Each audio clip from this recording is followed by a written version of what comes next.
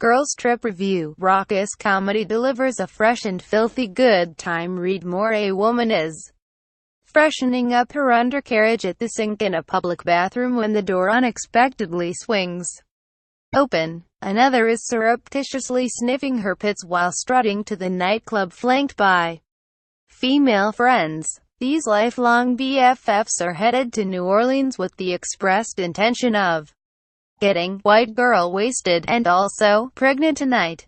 Meanwhile, a bachelorette party has just wound up accidentally killing the male stripper they'd hired while high on cocaine. Oopsie. Comedy. For and about women once meant dainty rom-coms, in which pretty, thin, and adorably clumsy were always more important leading lady attributes than funny. With Girls Trip, starring Jada Pinkett Smith and Queen Latifah, Rough Night, Scarlett Johansson and Broad City's Alana Glazer, Amy Schumer's recent Snatched and a Bad Moms sequel all due out in the coming months, that has definitely changed. Now, female-fronted comedy means a Bechdel test passing bacchanal featuring tequila slammers, toilet humor and absolutely no discernible moral compass.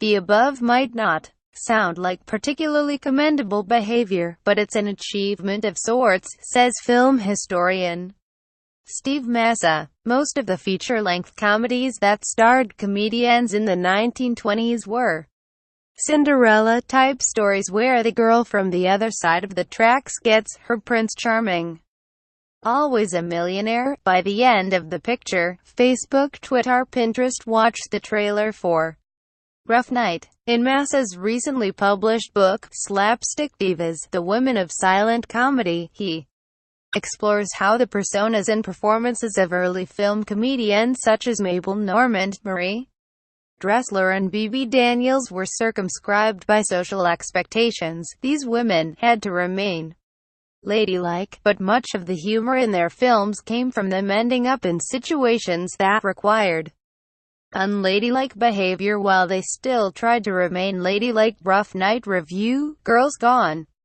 Wild and amusing if ramshackle comedy. Read more. Until relatively recently, this description would have done just as well for much of the mainstream, female-driven movies released in cinemas.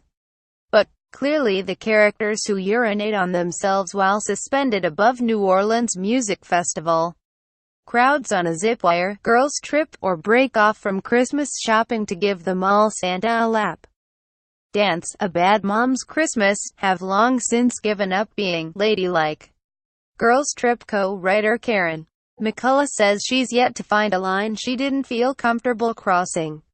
There are certain scenes in Girls Trip that are going to surprise a few people, but I don't know if I'd call them too much, she says.